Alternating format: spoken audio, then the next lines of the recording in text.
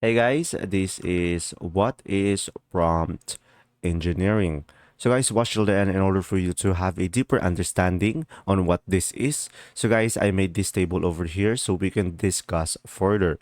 So guys, prompt engineering is the process of designing and refining input prompts to get the best result from language model like ChatGPT. So guys, it involves crafting a specific prompt and it has a clear instruction to guide the AI output.